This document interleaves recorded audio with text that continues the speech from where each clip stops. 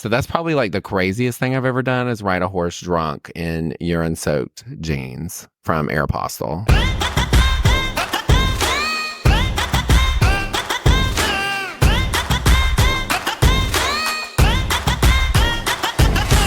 Gay ass podcast orders. That is right. That's a gay ass podcast. The podcast that asks, whose fault is it that you're gay? I am Eric Williams, and this week we've got Dakota Wright, the Southern gay belle that you have seen eat at every American chain restaurant in the country with his gorgeous husband, Jackson. Yes, we get into their relation, the influencing of it all, Bravo villains, and more.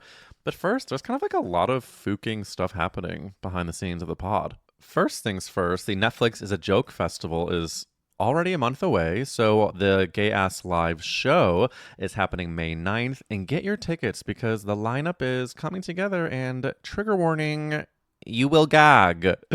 The other exciting news, BTS, is merch, bitch. I've been working for literally months with the sexy, charming, amazing Rooney, the designer, on 4 new designs for Gay Ass Podcast merch. And it's not like shirts that say Gay Ass Podcast. It's like cute fucking shit. So they are going to be put on sale hopefully on Monday of next week. So look out for that.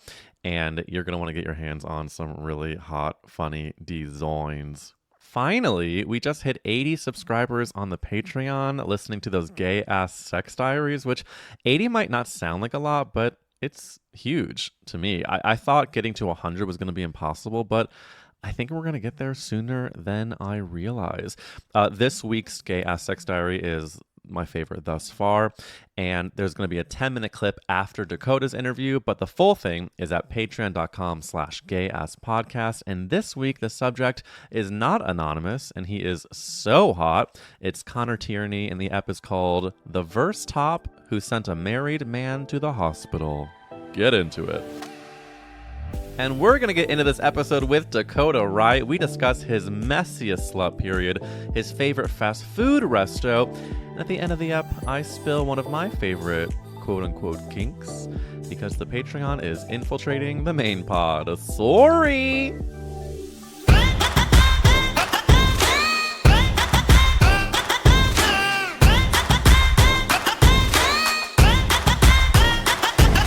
That's a Gay Ass Podcast with Dakota, and for to drink, it's this gorgeous glass of water. Dakota, thank you for coming on this Gay Ass Pod. Thank you for having me. I'm so done. So back to what you were saying, I love saying for to anything, okay? Like at this point, it's like for to drive, for to sleep, for to shop, like for to anything. Wait, for to sleep, I'm gonna have the melatonin gummy, and if I subconsciously speak in a Southern accent during any part of this interview, are you angry? Are you hurt? No, as long as you don't say that I sound like I'm from Alabama. I would never. God. I mean, although anybody who is listening from Alabama, we love you. But North Carolina accents are not as bad. Sure. I find myself, I don't know if you do this, but you know when you're like in a different country that speaks a different language and you just start to pretend that you are fluent when you're not. I do that when I also am in a southern state, or I do it with my in-laws are in Georgia. I'll start talking like this without even trying to, and then my husband's like, "You're offensive," and I'm just like, "No, I'm just studying abroad." Yeah, I mean, it just kind of wears on you. It does, and it doesn't wear off until you leave. Exactly. So now, Dakota, for the rest of this interview, I'm gonna give you some questions with a side of range. Dakota, so much to discuss. I've got a gay ass list for you. So the first thing I want to ask is I like to start out with a controversial question. And the controversial question is, obviously you have so many great videos online with the food you're eating, with very vulnerable takes, which we'll get into, but one of your most vulnerable takes is you put jelly on before the peanut butter on a PB&J. Dakota, explain yourself. There's nothing wrong with that. So when I posted that video, when I made the video, I mean, that's how I make my sandwich. It's easier to mix it together. Like, who is rubbing peanut butter on both sides and then rubbing jelly on? Like, that's too much. Like, who's mixing though? Who is mixing? Why can't your mastication mix it in your mouth-ditation? Well, I was gonna say it's gonna get mixed anyways. So I Wait, might as so well just do it now. I don't know. You should see the inside of a peanut butter jar here. Like it's got jelly all up inside of it. It's so bad. that sounds like a Because like euphemism. I used the same knife.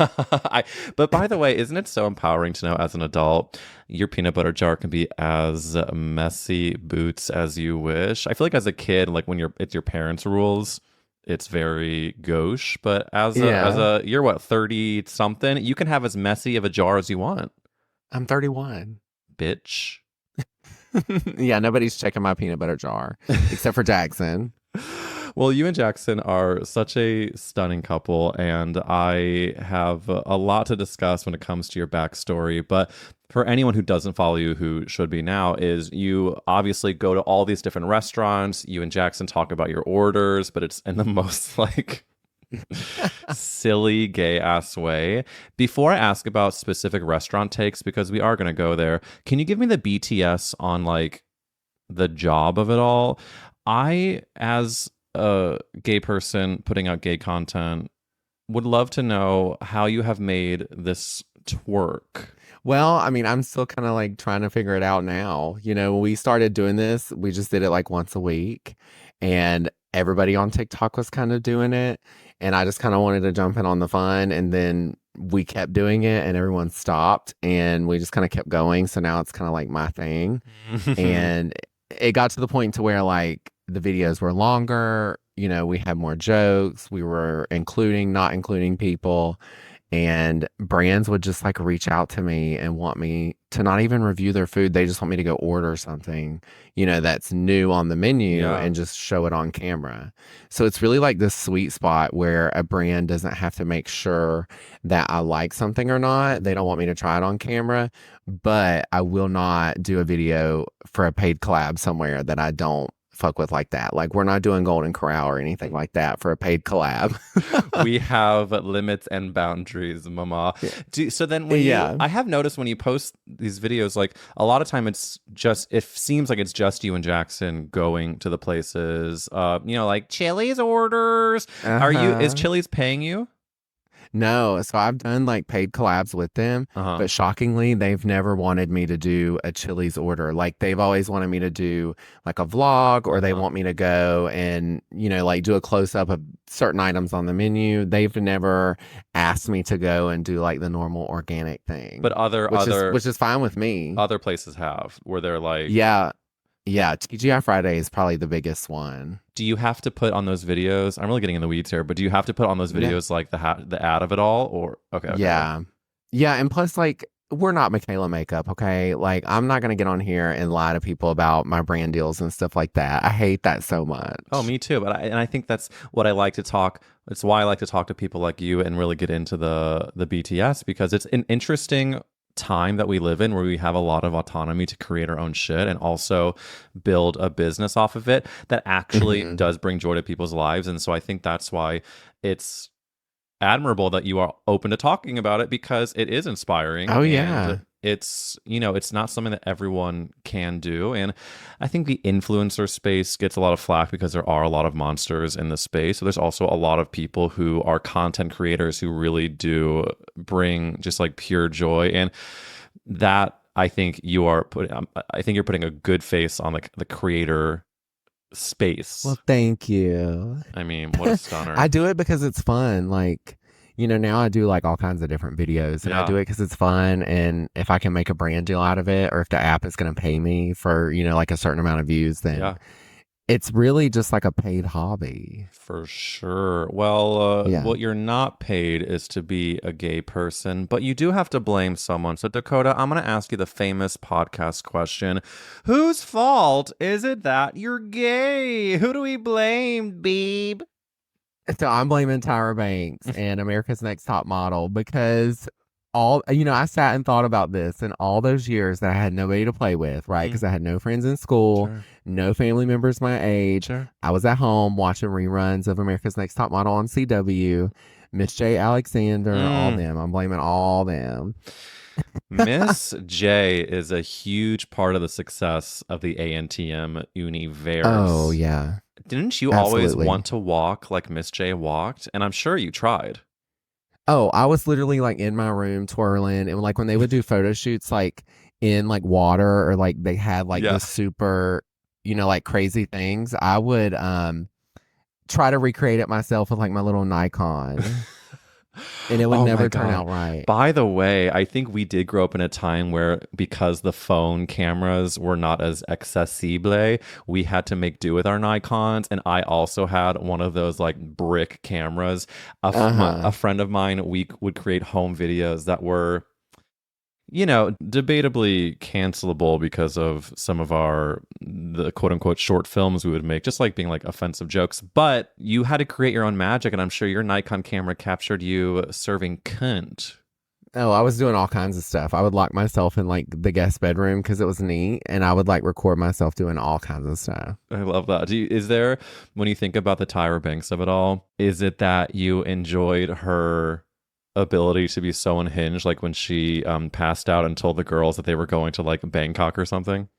That was so dumb. And I didn't realize how much of a meme or how dumb it was until I got older, But one of the episodes I do remember watching like vaguely as a kid was the one where she's like, "Do you know how to say magnetic?" And it's magenta or something. Do you know what I'm talking about?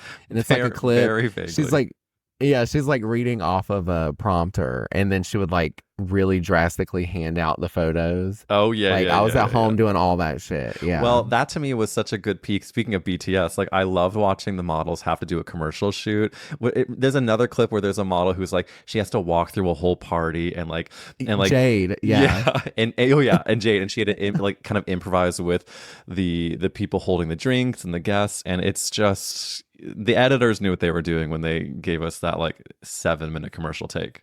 Oh, they absolutely did. You've also posted that you wear and use a ton of pink because you were not allowed to as a kid. So you're like healing your inner child. So when I think about you in these ANTM days, can you paint the picture of what was a young closeted Dakota? Were you so gay that you had to come out in high school, or did you wait?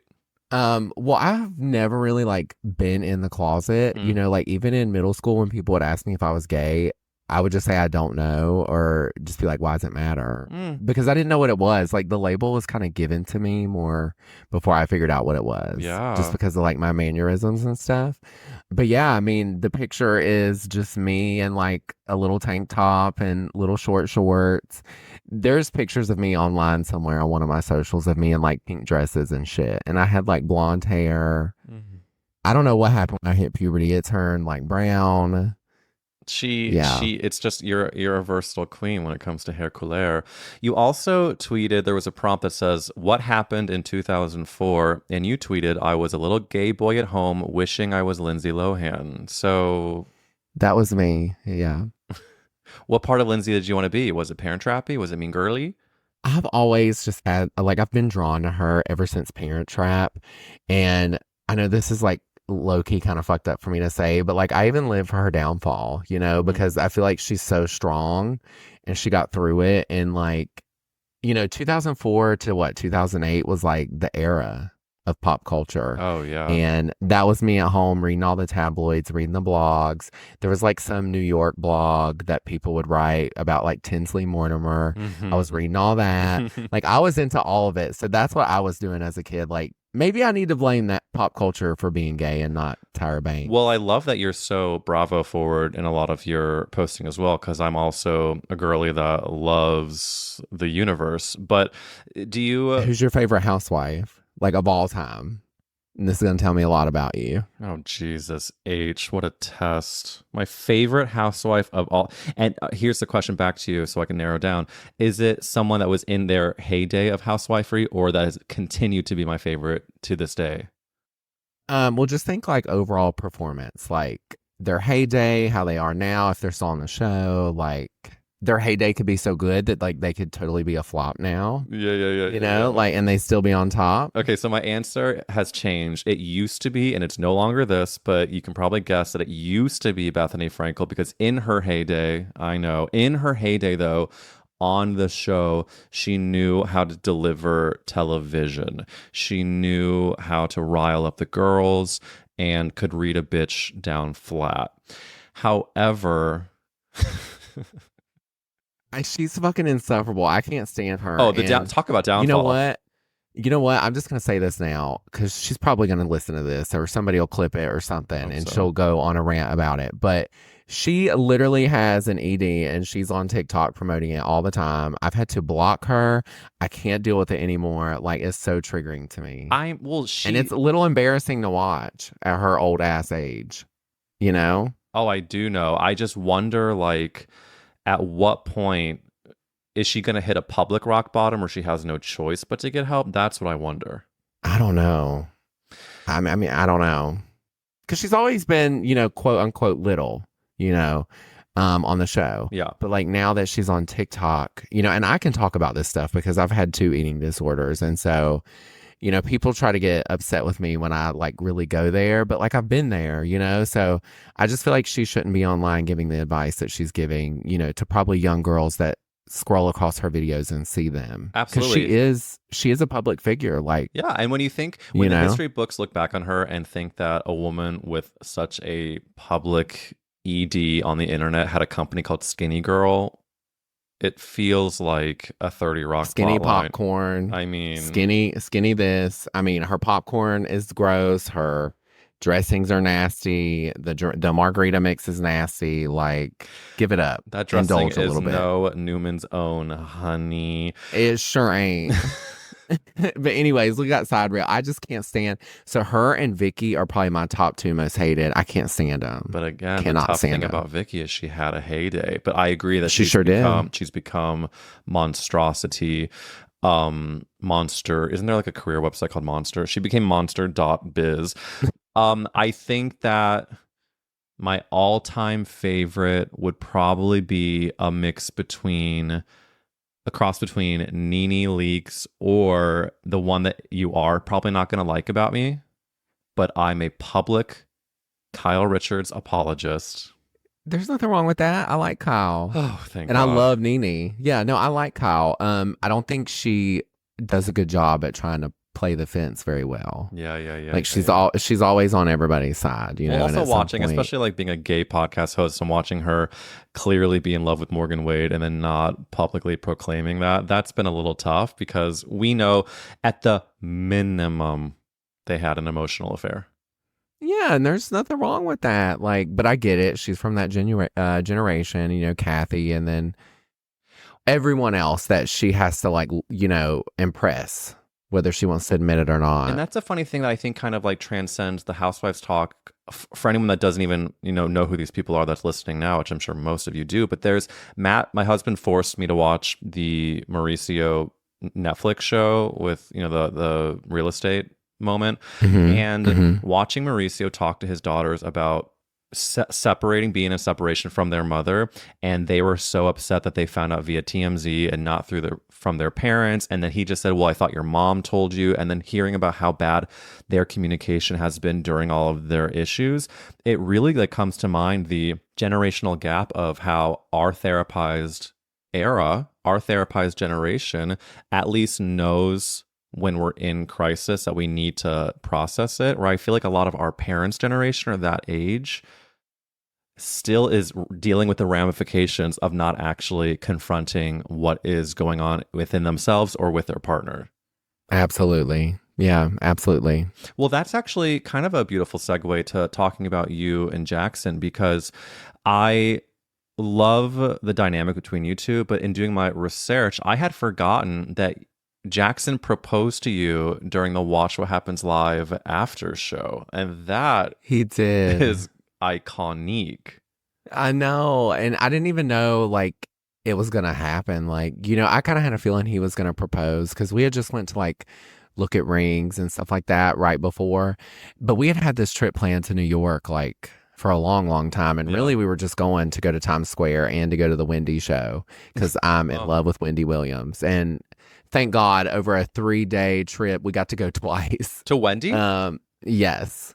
Oh my God. We got really so lucky. I know. you witness her story because we miss that show. I know. We really do. But he said he DM'd Andy and asked for tickets for the show, and I'm like, oh my God, like this is so cool. So we sit through the whole show, nothing happened. then they like stop and go to do the after show. And at that point, like I thought maybe something was going to happen, but when the show wrapped and nothing happened, I was like, Huh? oh, okay, well maybe it'll happen later. Maybe it'll happen on Wendy. And or I didn't know. Maybe it'll happen at a restaurant, Yeah, yeah, middle of yeah. Times Square. I didn't know. But then Andy just stopped his like mid show and was like, "Is there a Jackson in the audience?" And I'm like, and I didn't know what it was going to be like because I love Kate and Captain Lee from Below Deck, and Yeah. they were the guest. And I was like, well, maybe he did like a little meet and greet or something. But then it finally registered when he went up there. Yeah. I'm It's such an idiot. I'm telling you, my GPA was good, but like I ain't got a lick of common sense or any kind of like situational awareness or nothing. Dakota, I'm not joking. I am a proud dumb person with an academic background. My marital spouse will tell you the same thing. Like my sense of direction, I cannot find my way back to a table at a restaurant. Mm-mm. It's but again, we know our way around a fraction. We know our way Oh around, yeah. but If somebody wanted me to like amortize a mortgage right now in front of them, I could. But like if you want to ask me how to get down the street, I'm like, girl, I don't know. Type it in your well, let phone. me make one thing clear. I cannot amortize a mortgage, so you've got me beat on that. But I love a fast math. I love a term paper. But yeah, no, I am a proud. And by the way, I think we probably both have great people skills. Can read a Oh human. yeah. We've got the empath thing going for us. But there's a certain stupidity that I definitely possess. Same. You have also posted regarding your relation. People in my DMs asking for relationship advice. I have none to give other than be yourself. Don't settle at all, but compromise is different. And it should always be me plus you, never me versus you. Learn to relax, stop searching for passion, and look for connection. Yeah. Dakota, you're dropping some truths. Yeah. So like, I own the fact like a lot of people locally in the gay community in the South is very small. I own the fact that I used to be a hoe. I wouldn't say I was like a pass around, but like I've dated and I've been there, done that, tried this, tried that, Good. and I think when I started to like reflect on all my previous relationships that had like some kind of substance, there was always like this intense amount of passion and never like a true connection. Not to say that me and Jackson don't have passion because we Of do, course. but like our connection kind of like overpowers that, which then in turn makes the passion a little better. Well, it also, I You think, is know, a testament to when you're with someone for a long time. I mean, you two have been together, what, for like 4 or 5 years? a lot longer than that. I think this year is either our ninth or eighth or Jesus ninth age. year. Okay, I did the Yeah, math wrong. Well, but we've been married for 4. oh, there you go. When you've been Yeah. together for that long, it's if there isn't the connection, then it's a truly what are we doing here moment. And I think that it's what's the word I'm looking for? I think it's really Admirable. no, I think it's awful. I'm kidding. I think it's really, oh, here's what it is.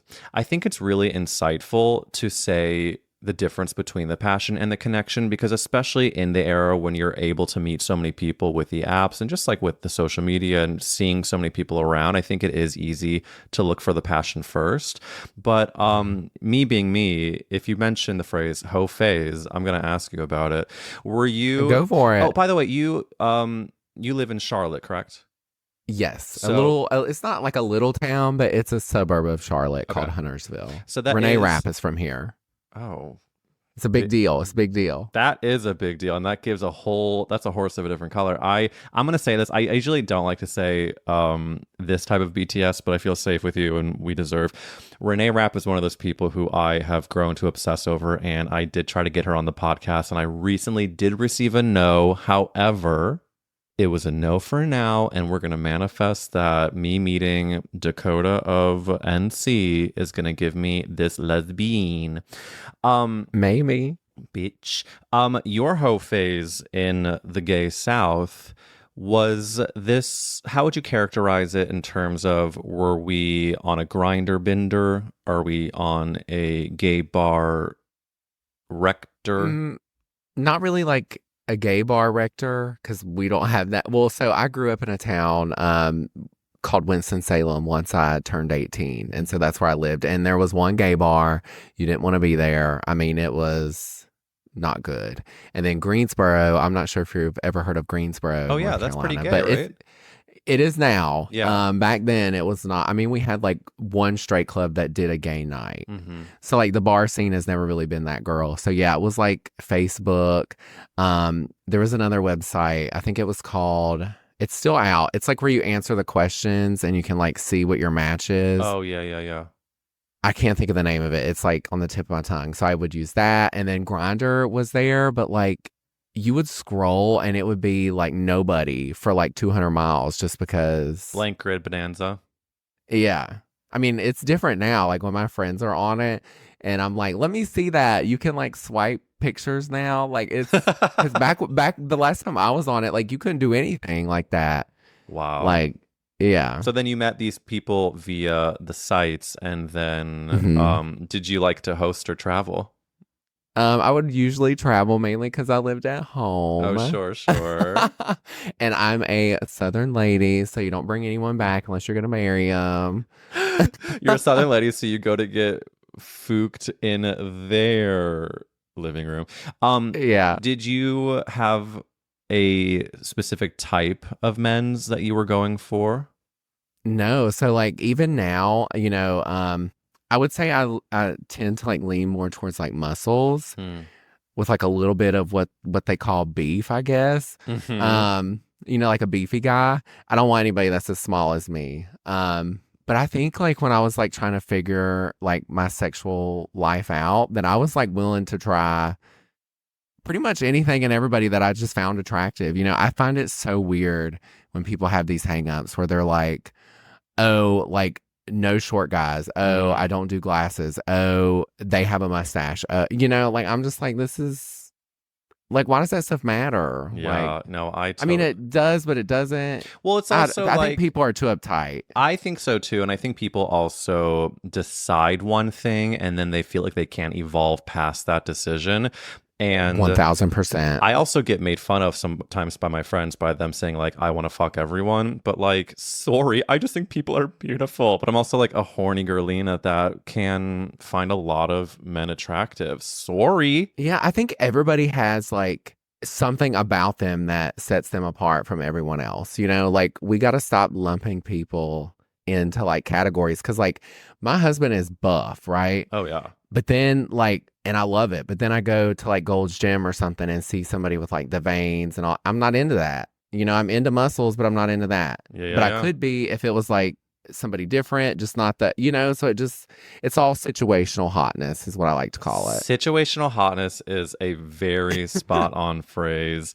The other thing that you're very, very good at is making our mouths water with these 4 to drink videos. So let's get into some food talk with Dakota Wright.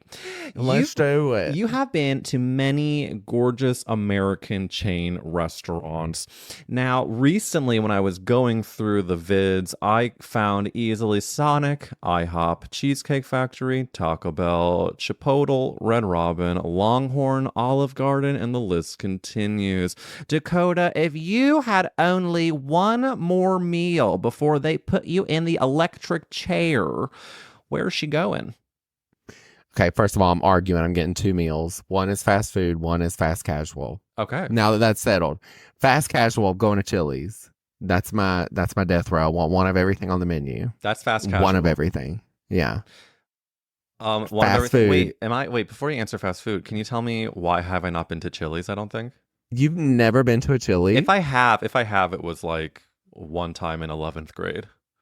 Oh, it's so much better now. I mean, their chicken tenders are not as good as they used to be. They got rid of the original formula, but I mean, they're still great. Oh my God, I love Chili's. I could eat it like 3 times a week. Oh wow, I'm excited for my Chili's moment. Okay, so now we go to fast food.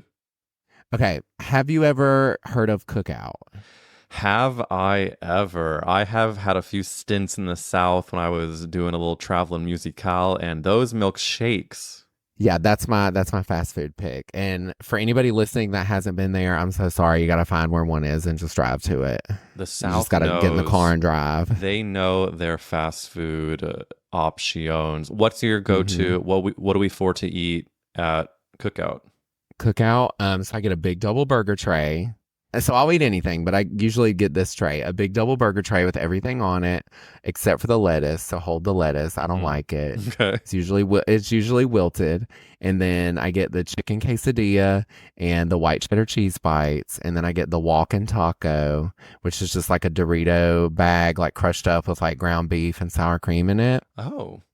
It's so good. And then I get a cheer wine for to drink. And then if I'm feeling a little crazy, I'll get a Butterfinger milkshake. Oh my God.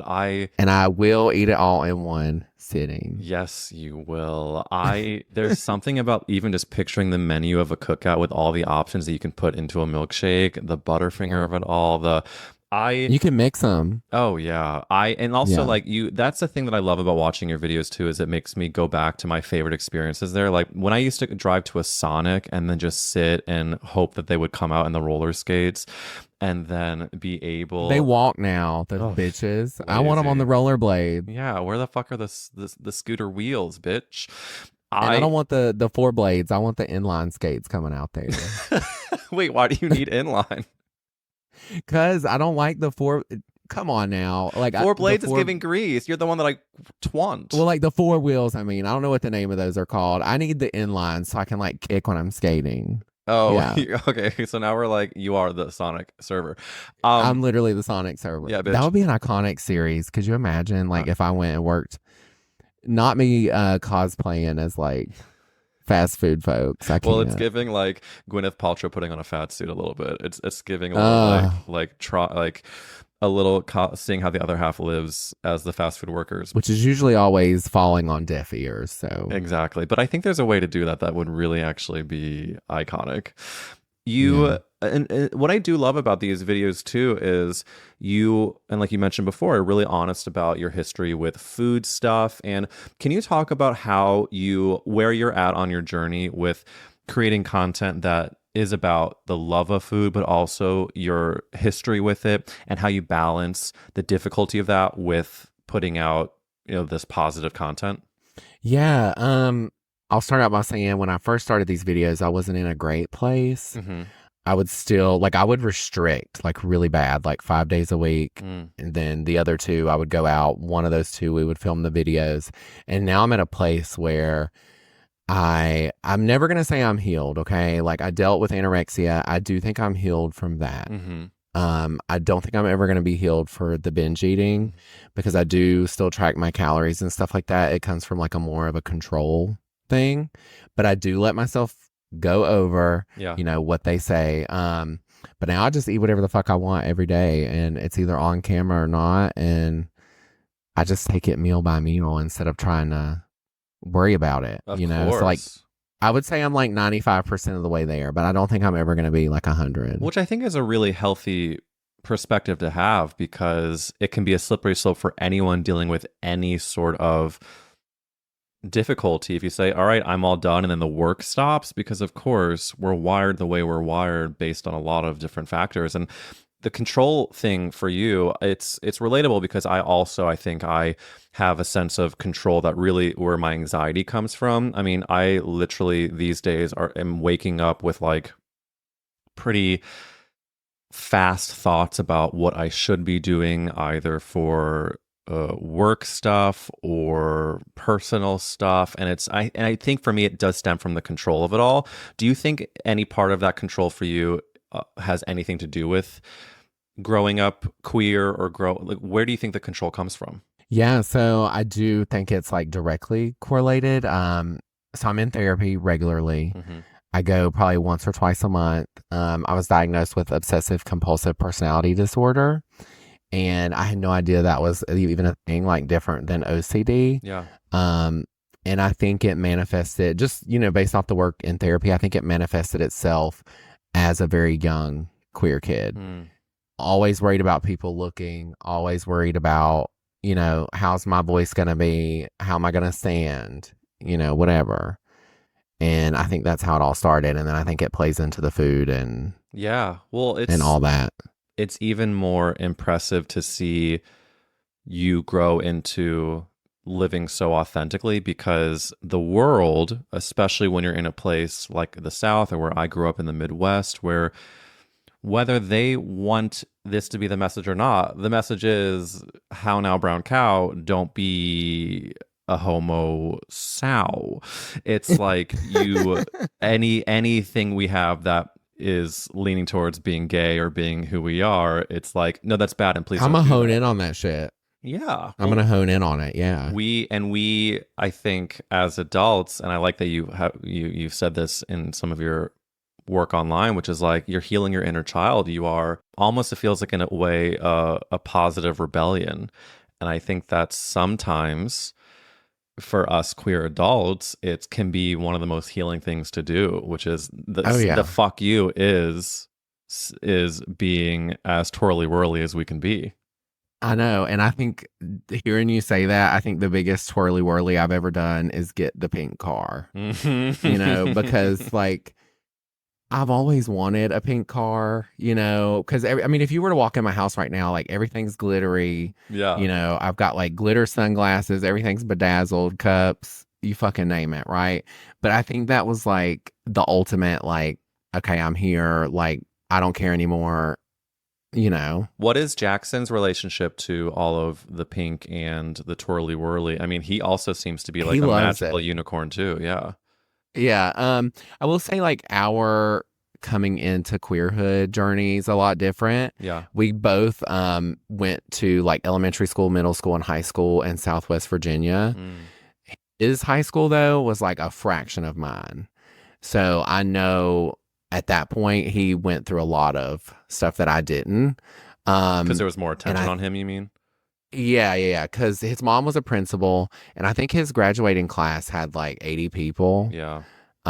If that. So anything he did was, like, analyzed. And he'll probably correct me later, but I think he didn't feel like he could fully be his queer self until he moved away. Whereas, like, with me, I just kind of accepted it and was like, fuck it, I'm here. I can't go anywhere. You're going to get what you're going to get, and I'll figure it out as I go. It is what it is, Santa, as Mariah Carey once said. Absolutely.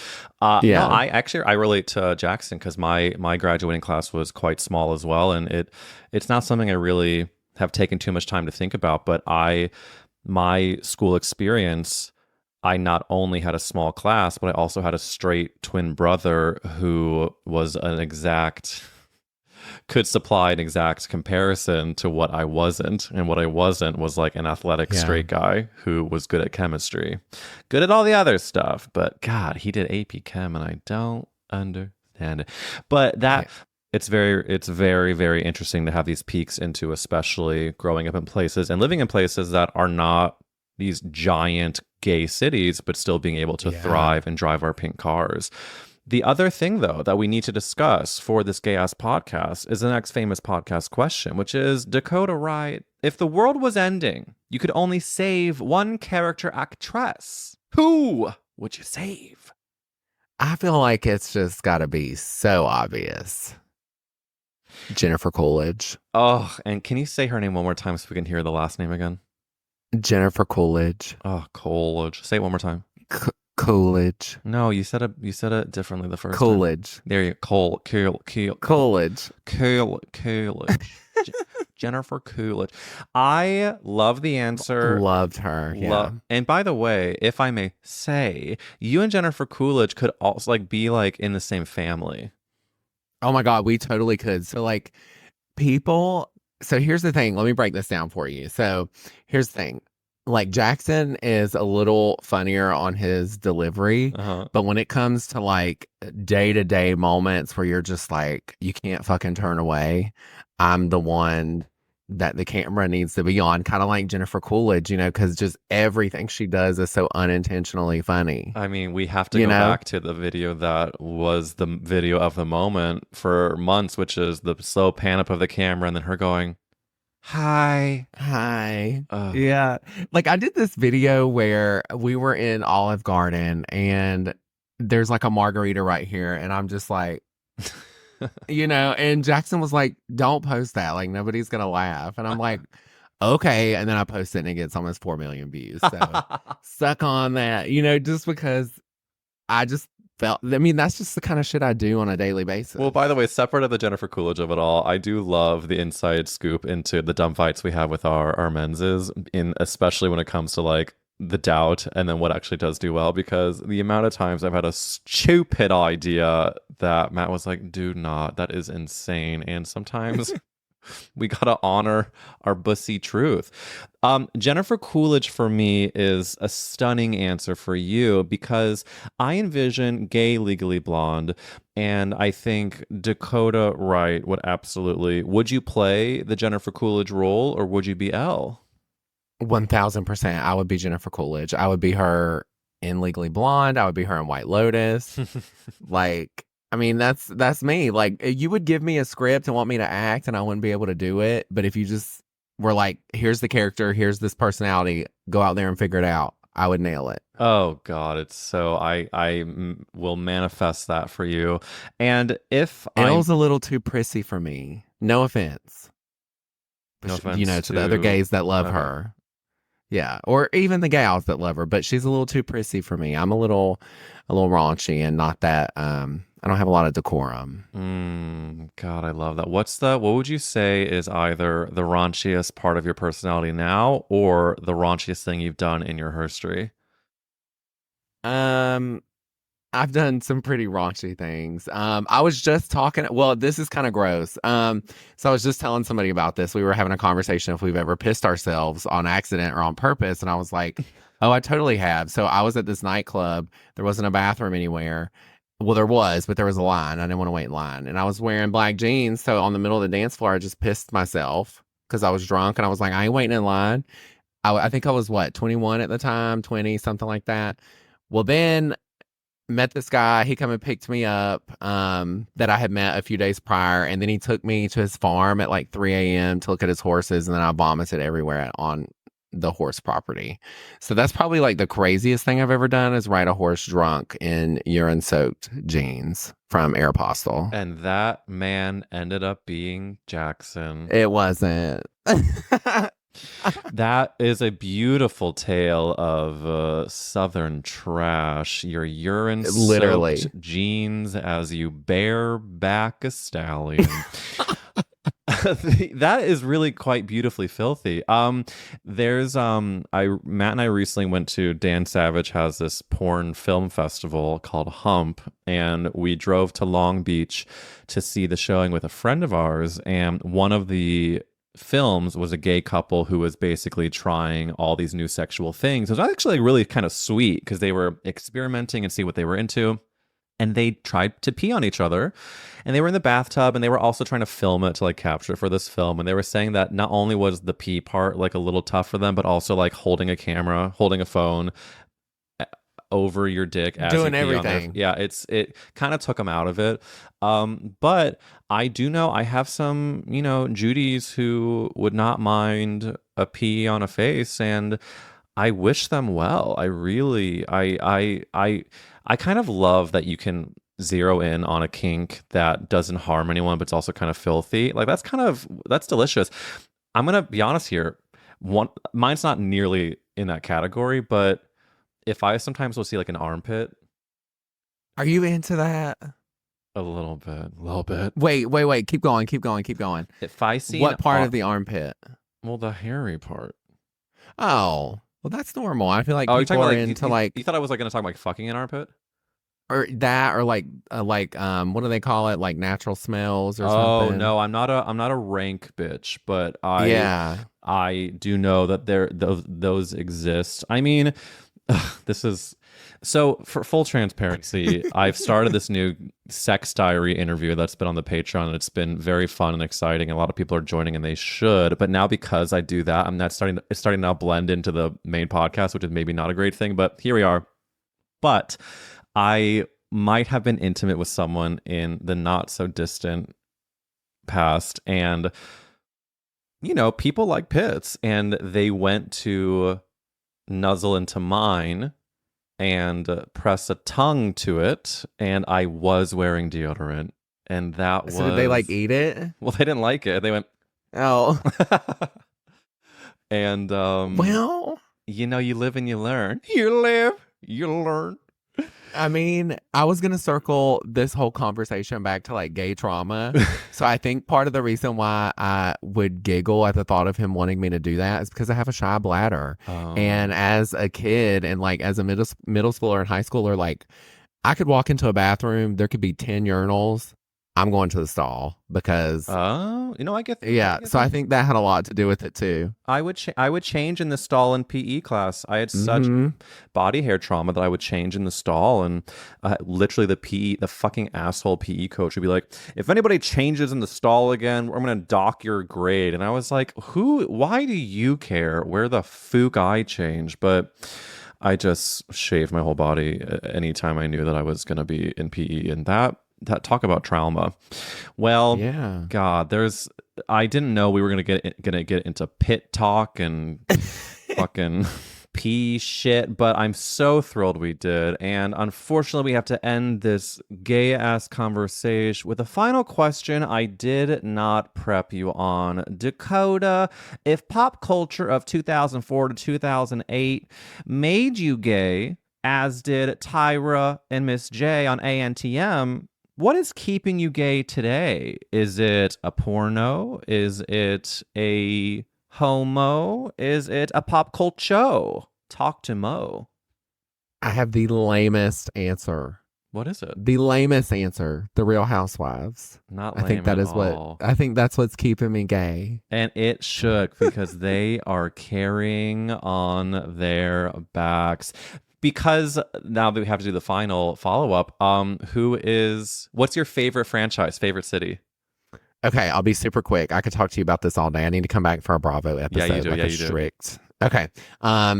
Favorite city all time, Atlanta. Not anymore though. Mm. It's Beverly Hills now. Favorite housewife of all time, Teresa Giudice. You I am a know, tree stump, tree hugger, like defend her no matter what. do you That's reply me to right people on there. Twitter protecting Trey?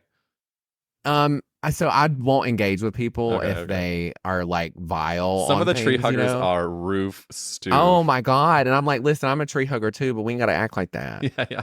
You know, like That you're my favorite type of Bravo person because, and I am a Bravo person too, but sometimes the women in Skokie, Illinois are going too hard on twitter.com.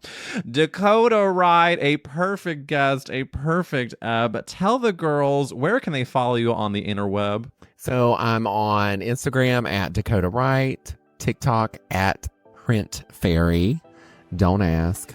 And then I'm on Twitter at For to Drink, on YouTube at Dakota Wright.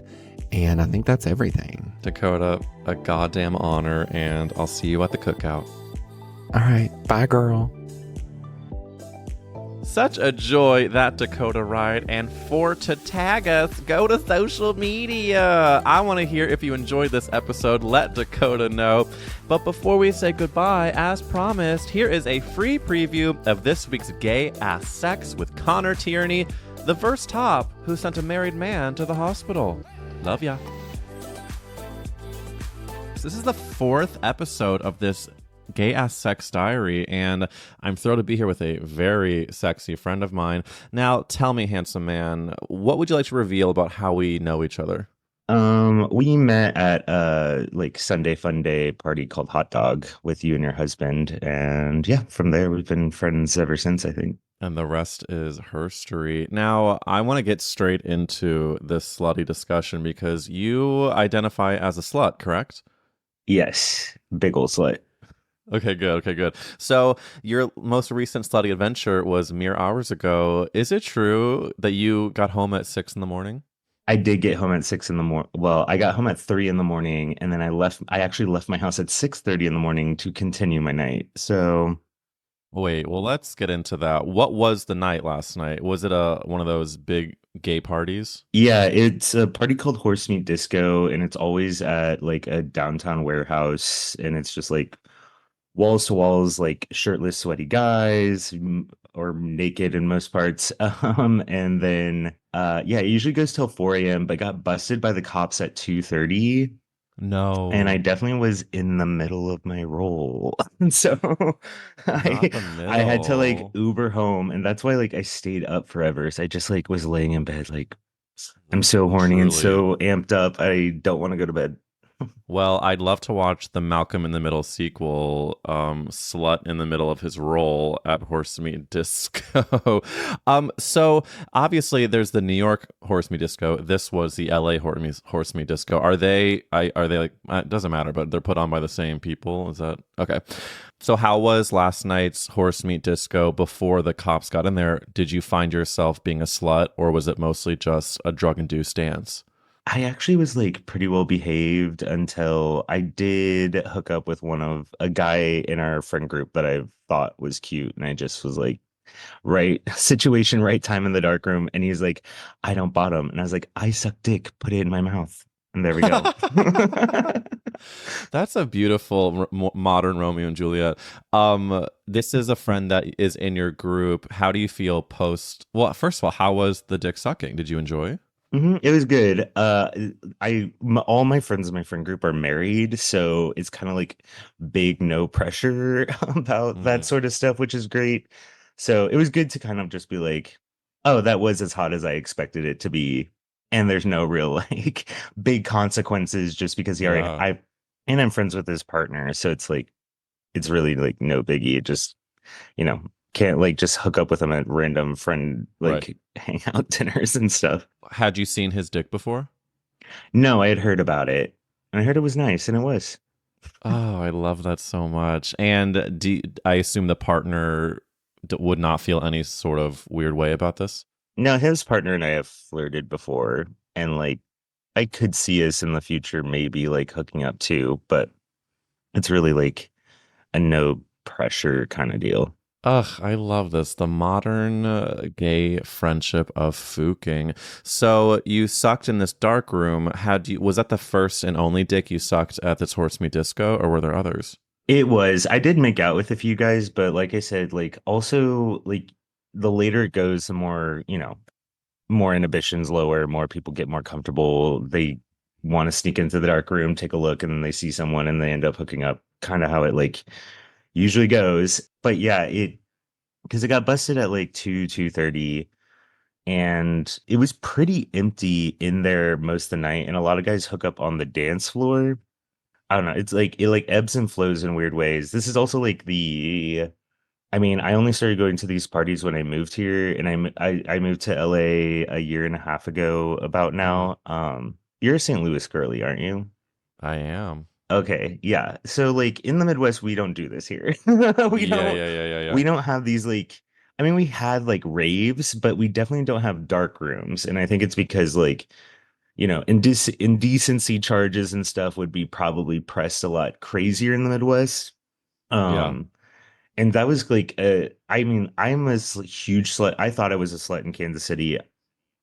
No, not near what I do here, but like also I think in a good way. I think the Midwest has like really weird stuff around sex and things like that. And like I didn't even have sex till I was 19 because I was like I came out at 16. So I was like dating men and like hooking up with men on apps and stuff. I'm not supposed to at 16, but hooking up with guys on apps and stuff and just like no sex because all we taught was like HIV will kill you, yada yada yada.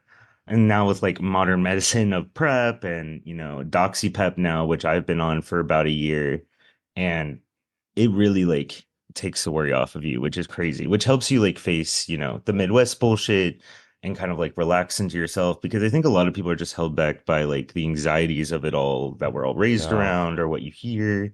So it's kind of great that I feel like both moving to LA and like advances in modern medicine, to be real, like have really helped me lower my anxieties around sex a lot, which Oh yeah. yeah. I think that's very much the same for me in terms of the shame plus the anxiety. Once you lower those, it actually reveals your true desires. And I think that, of course, we want to be safe and treat our bodies with care, but also we would like to graduate from the years of being told being gay was bad and that sex will always cause pain and death. And now let's put our freak flags high.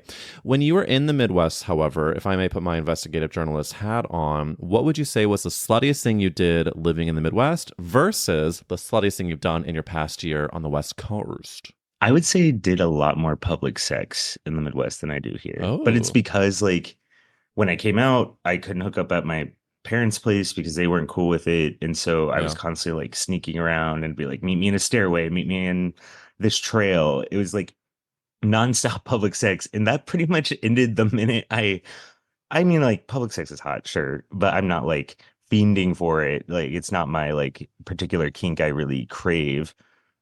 So like I would say like public sex drastically dropped because also I was like in a place where I felt where I could actually explore my sexual like Yeah. once I was like in college. But yeah, I would say in the Midwest it was definitely like a lot more public sex that's like how I was more slutty in the Midwest than here is I don't do that sort of Are thing we in that talking way. like Walmart parking lots as well? Yeah, like church parking lots, like Oh, very Midwest. he is risen. Did you find yourself plowing hole inside of cars, or was that more for against the brick wall of Mary Ignatius, our heart of palm? So when I finally had sex in college, I was fucking this guy in the back of his truck. It was like one of those trucks that have those like hardcover, but it's bigger and it has like windows on the side kind Yeah, of yeah, yeah. covers. So we're hooking up in there, and all of a sudden we see red and blue lights pop up. And I like we're scrambling, can't find our clothes really. I barely get like jeans on. I can't even find my shirt. I have no socks on. I put my shoes on. The cop like is clearly looking through the driver's window, doesn't see anyone because we're in the trunk. And so we like slowly lower the back so we don't freak him the fuck out because he can hear it open. And then he definitely was expecting a guy and a girl to like roll out of that trunk. And like so I walk out and he goes, "Oh, hey, are you and your girlfriend?" And then he stops when like another guy pops out of the trunk. And we both like are like I'm like smiling really big, being like, um, my dorm's right over there. We were just talking. Like I totally started like worst lie ever. But I was like, we were just talking. He's going through a breakup. It's really emotional, blah, blah, blah. And he's like, so why is your shirt off?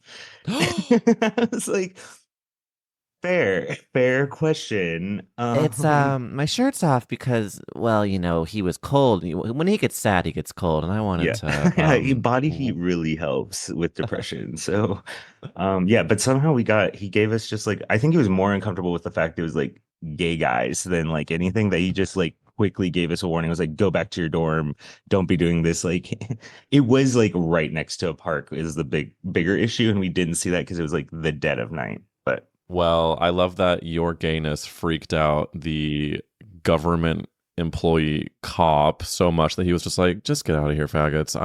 I can't be bothered. yeah. So then when we moved to Los Angeles, let me ask you about your sexual journey. You are a TOP top, yes? Yeah, I would say verse top. I like had like a bottoming injury that I like it took forever to get better, but now I am trying to get better at bottoming. Oh, Um, well, I'm thankful that you're on the road to recovery. And I know while it's not the sexiest question, I am dying to know, did you sustain this injury during the act of bottoming? yes. To hear the rest of that story and other slutty tales, go to patreon.com/gayasspodcast, and I will see you next week for a gag of a guest. Love ya.